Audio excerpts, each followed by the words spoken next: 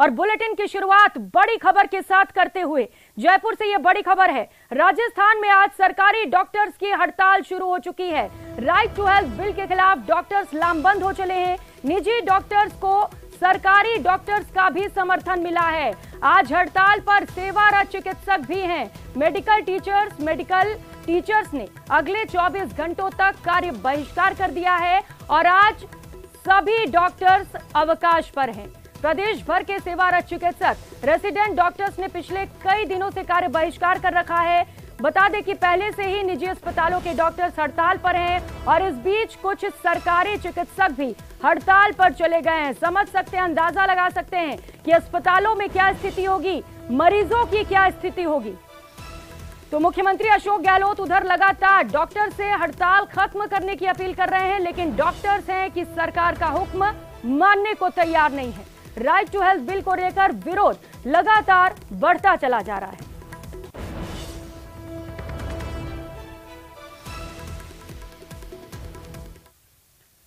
तो right to health को लेकर चल रहे डॉक्टर्स की हड़ताल की वजह से आज एक 3 साल के मासूम की जान चली गई। निजी डॉक्टर्स के समर्थन में सरकारी अस्पताल के डॉक्टर्स भी 2 घंटे के हड़ताल पर थे और इसी बीच 3 साल का मासूम तड़पता रहा और इलाज न मिलने से उसकी मौत हो गई। परिजनों ने डॉक्टर्स पर लापरवाही का आरोप लगाया है। परिजनों ने डॉक्टर्स पर यह भी आरोप लगाए कि रेफर करते वक्त उन्होंने ऑक्सीजन तक उपलब्ध नहीं करवाया और उन्होंने जोधपुर जाने से मना करके गुजरात जाने की सलाह दे डाली। ये मामला है मातृ और शिशु स्वास्थ्य केंद्र का, जहां पर कांबा गांव के मासूम धनपत सिंह की मौत हो गई है। तो महज 3 साल के बच्चे की मौत हुई और इन सब के बीच बड़ा सवाल यह है कि इस मौत का जिम्मेदार कौन है। यहाँ पे वेंटिलेटर की मशीन की सुविधा नहीं है, इसलिए आप बड़ी जगह पे और उसको ले जाने की जरूरत है। तो परिजन भी उसको ले जाने के लिए राजी हुए कि हाँ यहाँ इलाज हो, जितना हुआ है वो हो गया, अब हम आगे ले जाने की कोशिश करें। हमने उसको जोधपुर रेफर किया था, वो अपने पालनपुर जाने के लिए रवाना हुए थे। फिर रास्ते में बच्चे की डेथ हो गई। तो हड़ताल के कारण 3 साल के मासूम को इलाज नहीं मिल सका। बावजूद उसके जिस बात का डर था वही मामला सामने आएगा, जहां पर जालौर जिले में एक मासूम 3 साल के धनपत की दर्दनाक तरीके से मौत हो गई। मौत की वजह थी डॉक्टरों की लापरवाही। डॉक्टरों ने प्रॉपर तरीके से इलाज नहीं किया। परिजन इलाज के लिए भटकते रहे और उन्हें इलाज नहीं मिला तो मासूम ने अपनी जान गंवा करके इन डॉक्टर और सरकार की लड़ाई के बीच में शिकार हुआ धनपत। हमारे साथ यहाँ पर परिजन है, उनसे बात करूंगा। मासूम बच्चे के साथ जो घटना हुई, प्रदेश के अंदर डॉक्टर हड़ताल पर है, ऐसे में क्या घटना हुई? आप सरकारी हॉस्पिटल में आप लेके गए थे, पूरा मामला? जी, मैं 7:15 पे MCS हॉस्पिटल जालोर बच्चे को लेके गया। बच्चा काफी गंभीर था, तो मैंने इमरजेंसी डॉक्टर को बुलाया। इन्होंने 15 मिनट दरवाजा लेट खोला। इसके बाद बच्चे का आधे घंटे के बाद ट्रीटमेंट शुरू हुआ और ठीक 10:45 पे मैन डॉक्टर मुकेश चौधरी आए और उन्होंने बच्चे को डायरेक्ट रेफर कर दिया कि बच्चे को लेके जाओ, और उन्होंने ऑक्सीजन भी हटा दिया। मैंने बोला कि ऑक्सीजन आप बच्चे के साथ एम्बुलेंस तक पहुंचाइए। इन्होंने ऑक्सीजन के लिए भी मना कर दिया कि हमारे ऑक्सीजन की व्यवस्था नहीं है।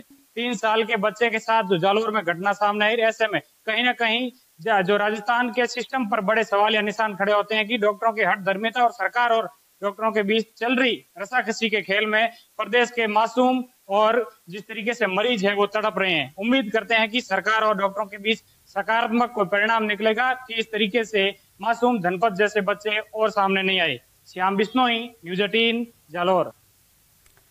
तो डॉक्टर्स लगातार हड़ताल पर हैं और इस बीच चिकित्सा मंत्री परसादी लाल मीणा खुद हमारे साथ जुड़ चुके हैं। परसादी लाल मीणा जी, बहुत स्वागत है आपका न्यूज़ 18 राजस्थान पर। तो मीणा जी, अब से कुछ ही समय में हमारे साथ जुड़ने वाले हैं, क्योंकि लगातार अस्पतालों में क्या स्थिति है ये किसी से छिपा हुआ नहीं है। तस्वीरें लगातार आपको न्यूज़ 18 पर दिखा रहे हैं कि अस्पताल में किस कदर मरीज बेहाल हैं।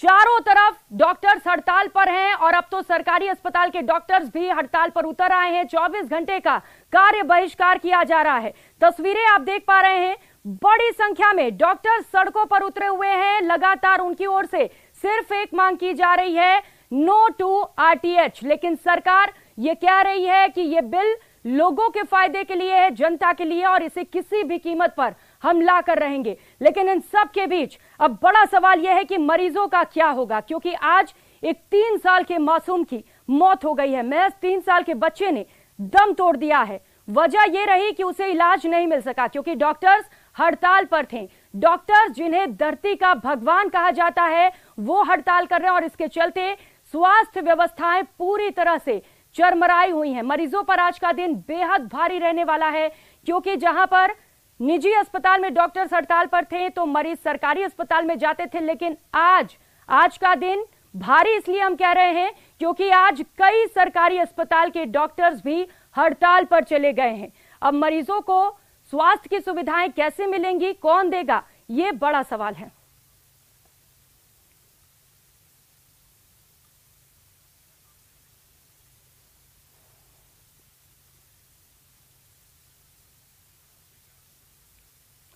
और इस वक्त डॉक्टर रामदेव चौधरी अध्यक्ष हैं आईएमए सीकर से, वो इस वक्त हमारे साथ जुड़ चुके हैं। डॉक्टर साहब, स्वागत है न्यूज़ 18 राजस्थान पर। आप आरटीएच को लेकर विरोध कर रहे हैं, लेकिन इन सब के बीच आज एक 3 साल के मासूम की मौत हुई है। क्या लग रहा है कौन जिम्मेदार है इसके लिए?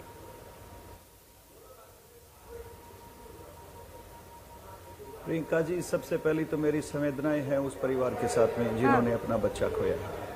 अब आप जिम्मेदारी की बात करें तो जिस तरह का कानून लेके आ रही है सरकार, उस कानून के तहत आप सरकारी या प्राइवेट की बात नहीं करें, कोई भी डॉक्टर काम कर ही नहीं पाएगा।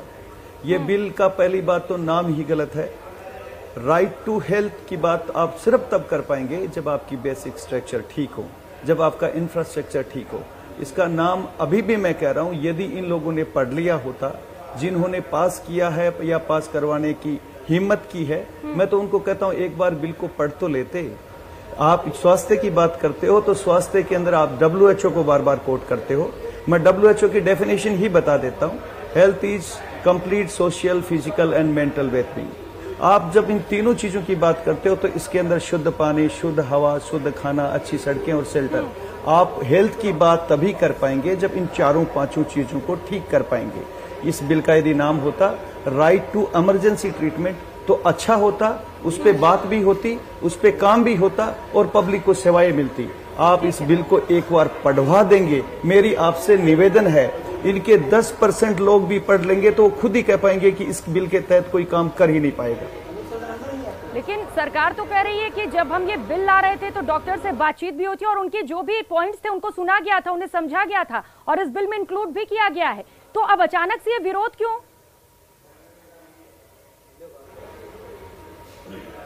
ये अचानक विरोध नहीं हुआ मैडम, मैं आपको बता देता हूं। पिछले 1-1.5 साल से जब हमारे संज्ञान में लाया गया कि इस तरह का कोई बिल आ रहा है, हमारे प्रतिनिधियों ने कम से कम 3 बार मीटिंग की, समझाने की कोशिश करी कि इसमें इतनी विसंगतियां हैं। ये बिल आपके जो सरकारी हॉस्पिटल, आपका सरकारी इंफ्रास्ट्रक्चर है, उसमें ही नहीं ठहर सकता। आप लगा के देख लीजिए। मैं इसका एक एग्जाम्पल देता हूं। मैं फिजिशियन हूं, मैं सीकर में हॉस्पिटल चलाता हूं। मेरे पास इस बिल के तहत एक पेशेंट आता है हार्ट अटैक का। मेरी ड्यूटी है सबसे पहले मैं उसको प्राइमरी ट्रीटमेंट दूंगा, उसके बाद में मैं मेरे ही साधन से उसको टर्सरी लेवल पे, जो मेडिकल कॉलेज लेवल का हॉस्पिटल होता है, मैं वहां तक लेके जाऊंगा ताकि तुरंत उसको गोल्डन पीरियड के अंदर जो नाम दिया गया 3 घंटे के अंदर अंदर उनको बेस्ट इलाज मिल सके उस मरीज को। जब मैं उस मेडिकल कॉलेज के हॉस्पिटल में पहुंचूंगा तो पता लगेगा वहां ना तो कार्डियोलॉजिस्ट है तो कैथ लैब नहीं है, उसका कोई ट्रीटमेंट नहीं हो पाएगा। उस दौरान यदि उस मरीज की मौत हो गई तो उसका जिम्मेदार कौन होगा? क्या सरकार ने कोई इस तरह का कुछ बनाया है? जब सरकार के 30 से ज्यादा मेडिकल कॉलेज जहां पर सुपर स्पेशलिटी के नाम पे आपके पास 3-3 पद नहीं है मैडम, जब आपके पास इंफ्रास्ट्रक्चर ही नहीं है तो कहां पेशेंट रेफर होगा? समझ सकते हैं कुछ ऐसे पॉइंट्स हैं जो क्लियर नहीं है, जिसे लेकर असमंजस की स्थिति है, लेकिन इसे क्लियर भी तो किया जा सकता है ना। अब प्रदेश भर के डॉक्टर हड़ताल पर चले जाएंगे तो मरीजों का क्या होगा? ये भी तो आपकी जिम्मेदारी है ना कि आप इलाज दें। तो इन पॉइंट्स पे डिस्कस तो करना चाहिए। बिल्कुल, मैडम मैं यही कहना चाह रहा हूं, यदि कुछ विसंगतियां होती तो डेफिनेटली उनको डिस्कस किया जाता। ये तो पूरा का पूरा विसंगतियों का एक पुलिंदा ही है। मैं इसका एग्जाम्पल देके बताऊंगा आपको। पब्लिक को ऐसा कहा गया है कि आपको 4 कमरों का घर बना के दे रहे हैं जिसमें लाइट, पानी, सारी व्यवस्थाएं हैं। जब पब्लिक ने जाके देखा तो पता लगा वहां सिर्फ एक दीवार है जिसपे एक पट्टिका लगा दी गई है राइट टू हेल्थ बिल के नाम की, पीछे कुछ भी नहीं है। ये इस तरह का सगुफा है। जब तक इंफ्रास्ट्रक्चर नहीं होगा, जब तक आपकी चीजें ठीक नहीं होंगी, तब तक आप इस तरह का जूझना लोगों के हाथ में ना पकड़ाएं। इससे देखिए आपने जिस बच्चे की बात करी है, 3 दिन पहले मेरी सगी दोहिती का सीकर के SK हॉस्पिटल में सिर्फ इसलिए मौत हो गई क्योंकि उसकी डायलिसिस नहीं हो पाई। जो डायलिसिस के लिए संट डालना पड़ता है, जिसके थ्रू डायलिसिस होती है, वहां पर क्योंकि सीधी सी बात है मरीजों का लोड बढ़ा तो इतनी व्यवस्थाएं हैं नहीं, तो वो नहीं कर पाए। जो काम सैटरडे को होना चाहिए था वो मंडे तक नहीं हो पाया, और मंडे को उस बेचारी बच्ची ने 22 साल की उम्र में अपनी जान गंवा दी। मैं यही कहना चाहता हूँ, आप बजट पास सर, आप इंफ्रास्ट्रक्चर की बात कर रहे हैं। इंफ्रास्ट्रक्चर एक अलग मुद्दा हो जाता है। अभी हम RTH की बात कर रहे हैं, क्योंकि राइट टू हेल्थ वो बिल है जिससे कई लोगों को फायदा पहुंचेगा। इमरजेंसी में जो मरीज पहुंच रहे हैं, कई मरीज बिना इलाज के दम तोड़ देते हैं क्योंकि उनके पास पैसे नहीं होते। कम से कम उन्हें तो इलाज मिलेगा, उनकी जान तो बचेगी ना। बहुत सारे मुद्दे तो इसमें पॉइंट्स हैं ऐसे जिससे फायदा पहुंचेगा लोगों को, उसके बारे में भी तो सोचिए। जी मैडम, या मैं इसी पॉइंट पे आता हूं। आप इमरजेंसी के नाम पे किसी पेशेंट ने दम तोड़ा हो और किसी प्राइवेट हॉस्पिटल ने यदि मना किया हो तो 2 नाम गिना दें। मैं इस बात के लिए चैलेंज कर रहा हूं सरकार को और मैं सबको कि 2 ऐसे हॉस्पिटल्स के नाम गिना दें जो इमरजेंसी में गए हों और उनको इसलिए इलाज नहीं मिला हो कि आपके पास पैसे नहीं है। ये सिर्फ बातें की जा रही हैं। इलाज डेफिनेटली हुआ होगा, हो सकता है जाते वक्त किसी ने पैसे मांगे होंगे, ये बात, इसके लिए मैं मना नहीं कर रहा हूं, बट ऐसा कोई भी हॉस्पिटल नहीं है जिसने इमरजेंसी ट्रीटमेंट देने के लिए मना किया हो। वैसे भी सुप्रीम कोर्ट की गाइडलाइन है, किसी भी ट्रोमा इमरजेंसी के पेशेंट को कोई भी हॉस्पिटल मना नहीं कर सकता। इवन जो चिरंजीवी और RGHS है, उनके तहत भी ऐसा होता है कि जो भी ट्रोमा के पेशेंट होंगे उनका पेमेंट सरकार करेगी, हमें ट्रीटमेंट करना, इसके लिए कोई डिनाई कर ही नहीं सकता। सरकार अभी भी कुछ बातें नहीं समझ पाई है, नहीं हमें समझा पाई है। हम कहना ये चाह रहे हैं कि इस बिल में क्या ऐसी चीज है जो हम कर रहे हैं उससे एक्स्ट्रा है। आप देखिए 2 स्कीम्स जो वैसे देखा जाए तो लागू की गई 2021 से, जो होनी चाहिए थी 2018 में, पर मैं उस पर नहीं जाना चाहता। उन दोनों स्कीम्स में 90% लोग इन्वॉल्व हैं इस स्टेट के। आपके 90% लोगों को फ्री में इलाज मिल रहा है प्राइवेट हॉस्पिटल में सरकारी दरों पे। इससे ज्यादा आप क्या चाहते हैं? आप मुझे किसी से बतवाइए तो सही। यहाँ कोई हेल्थ का ज्ञाता होना चाहिए जो ये बात बता सके कि डॉक्टर साहब ये नहीं मिल रहा था, ये हम देना चाहते हैं। और भी ज्यादा डिस्कशन करेंगे क्योंकि इस बिल में बहुत सारे पॉइंट्स हैं जिन्हें लेकर डिस्कस करना बेहद जरूरी हो जाता है। जालौर से सहयोगी श्याम भी इस वक्त हमारे साथ जुड़ चुके हैं। श्याम, क्योंकि आज जालौर में 3 साल के बच्चे की मौत हो गई और सिर्फ इसलिए क्योंकि डॉक्टर नहीं मिला, क्या स्थिति है परिजनों की अभी?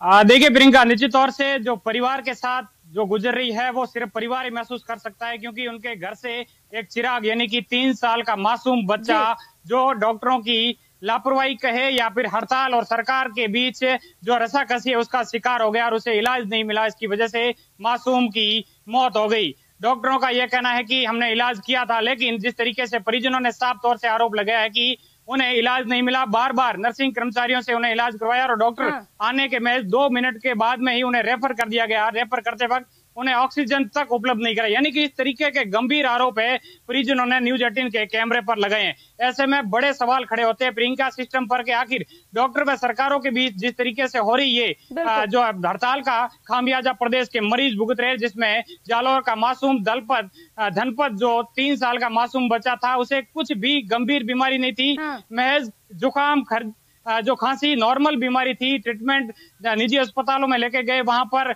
इलाज नहीं मिला, परिजन भटकते रहे। अस्पताल सरकारी यानी कि जालौर के सरकारी अस्पताल में लेकर गए, वहां पर भी डॉक्टर जो निजी अस्पतालों के डॉक्टर थे उनके समर्थन में 2 घंटे हड़ताल पर थे और मरीज जो मासूम था वो 2 घंटे तक तड़पता रहा और उसके बाद डॉक्टरों ने आकर के उसे इलाज करने की बजाय आगे रेफर कर दिया गया। उसे आगे रेफर के लिए परिजनों को गुजरात रेफर कर दिया गया। उनको यह कहा गया कि जोधपुर में भी इसी तरीके से हड़ताल है। गुजरात रेफर करते वक्त उन्हें तमाम प्रकार की सुविधाएं उपलब्ध नहीं हो पाई और ऐसे में रेफर करते ही मासूम की मौत हो गई। जी प्रियंका।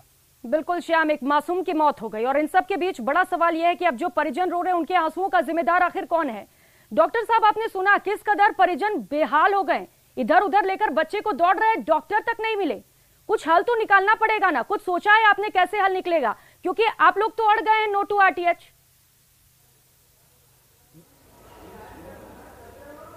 मैडम, सरकार जिस चीज की जिम्मेदार है, मैं आपको फिर कह रहा हूं, सरकार ने यदि हमें पिछले 3 दिनों में लगातार पब्लिक में क्या भ्रमित किया जा रहा है कि हम नहीं जा रहे, जबकि सच्चाई ये है हमें एक इन्फॉर्मेशन आती है किसी के थ्रू कि आपको हम 9:30 बजे बुलाएंगे, आपको 9 बजे बुलाएंगे, हम 11 बजे तक रात को वेट करते हैं, सिर्फ इसलिए वेट करते हैं कि जो आम जनहानि हो रही है, जैसे आप बच्चे की जिक्र कर रहे हैं, ऐसे ही कितने सारे और भी लोग होंगे जो आज सिर्फ गुणवत्तापूर्ण तो छोड़िए, सिर्फ प्राइमरी ट्रीटमेंट भी नहीं मिल रहा है। हम इसीलिए इस मामले को बात करके उनको समझा के और चाहते हैं कि जल्दी से जल्दी लोगों को सुविधाएं मिले। जिस कानून में कुछ नहीं है, जो कानून कभी चल नहीं सकता, अपने गवर्नमेंट इंस्टीट्यूट्स में नहीं चल सकता, मैं बता चुका हूं, उस कानून को लेके आप इतने जिद पे क्यों हैं? लोगों की जान के लाले पड़ रहे हैं, आप ऐसे भी क्या जिद हो गई? आप हमसे बात कीजिए, हम आपको पर है, सरकार कह रही है हम आरटीएच को लाकर आएंगे, तो जिद पर तो हमें बुलाया जाएगा, क्योंकि इससे पहले बातचीत हो चुकी है, कई दौर की वार्ताएं, खुद चिकित्सा मंत्री आप लोगों से बातचीत कर चुके हैं। कम से कम एक संशोधन पर तो आइए कि चलिए ठीक है, ये चीज रेक्टिफाई करेंगे तो हम इस बिल को लाने देंगे, लेकिन ये तो ठीक नहीं है कि नो टू आरटीएच। मैडम, मैं आपको एक चीज क्लियर कर दूं। पहली बात तो हेल्थ मिनिस्टर साहब ने कभी मुलाकात नहीं की। हेल्थ मिनिस्टर साहब मुलाकात करके भी क्या कहेंगे जब बार बार उनका एक ही चीज करना होता है? पहली बात तो प्राइवेट हॉस्पिटल्स अपना काम करें, हमें क्या लेना देना, प्राइवेट हॉस्पिटल्स की हमें जरूरत नहीं है, हमारा तो गवर्नमेंट स्ट्रक्चर ठीक है। वो खुद कहते हैं कि बीड़ी गुटके हमारे घर में खूब लोग खाते हैं, कोई कैंसर होता है क्या? आप देखिए प्लीज, हमसे बात करवाएं तो किसी ऐसे इंसान से करवाएं जो हमारी बात को समझे, हमारे मर्म को समझे, हमारे नहीं तो उन पीड़ित लोगों के मर्म को समझे जो आज इस सरकार की जिद के कारण परेशान है। हमारी कोई जिद नहीं है। चला है इस तरीके से प्रदर्शन करना और इतना लंबा हड़ताल, यहाँ तो मरीज परेशान हो रहे हैं। और डॉक्टर साहब, कम से कम वो पॉइंट्स तो बताइए जहाँ पर दिक्कत है। मैं इतनी देर से यही तो समझाने की कोशिश कर रहा हूँ। जब बिल नाम की चीज ऐसी है ही नहीं जो कोई पब्लिक को सुविधा दे सके, मैं बार बार ये कह रहा हूँ कि उसके अंदर कोई डॉक्टर्स को दिक्कत है जी, वो पॉइंट्स आप बताइए, सारे पॉइंट्स मैं जानना चाहती हूँ। मैं एक ही चीज जानना चाहता हूँ, इस बिल के द्वारा आप पब्लिक को क्या देने जा रहे हो? कोई हम डॉक्टरों को समझा तो दे, हम तैयार हैं। आप एक भी चीज ऐसी बता दीजिए जो आज हम दे रहे हैं और इससे बिल से एक्स्ट्रा मिल जाएगी, हमें आप बताइए, हम तैयार हैं। ठीक है, मैं बताती हूँ। सबसे पहले तो बिल से मरीजों को इंश्योरेंस मिलेगा जी। दूसरी चीज, इमरजेंसी में इलाज मिलेगा, उसके पास पैसा हो या ना हो, और ये तो जरूरी है ना, कम से कम इलाज का अधिकार तो सबको होना चाहिए। अगर एक मरीज इमरजेंसी में जाता है और उसे ये कहकर लौटा दिया जाता है कि आपके पास पैसे नहीं है, तो ये कहाँ से ठीक है? और अगर सरकार कोशिश कर रही है तो मैं ये नहीं कह रही कि बिल पूरी तरीके से ठीक है, हो सकता है उसमें कुछ प्रॉब्लम्स हो, लेकिन उस पर डिस्कशन जरूरी है डॉक्टर साहब। मैडम, हेल्थ इज द कहते हैं ना कि हेल्थ अधिकार है आम आदमी का, बिल्कुल, और ड्यूटी है सरकार की। हाँ। ये स्टेट की ड्यूटी है कि हर इंसान को हेल्थ मिले। हाँ। यदि आप प्राइवेट हॉस्पिटल्स को स्टेक होल्डर बनाना चाहते हैं तो प्लीज उनको बताइए, समझाइए, उनमें जो भी असुरक्षा की भावना है उसको क्लियर कीजिए। आपने ऐसा कुछ भी नहीं किया है। आपने 3 बार वार्ता की, अपने ब्यूरोक्रेट्स के द्वारा आपने वार्ता की, जिन्होंने वर्बल एश्योरेंस दिए। हमने कहीं न कहीं कंधे से कंधा मिला के जुड़ने की कोशिश की थी, जैसा कि आपकी दोनों स्कीम को चलाने में की। ये स्कीम सरकारी थी मैडम, ठीक है सर, ठीक ये प्राइवेट की नहीं थी। लेकिन क्योंकि डॉक्टर्स को धरती का भगवान कहते हैं, ऐसे में कुछ जिम्मेदारी आप लोगों की भी बनती है, भले ही आप प्राइवेट अस्पताल से हो। बहुत शुक्रिया आपका न्यूज़ 18 राजस्थान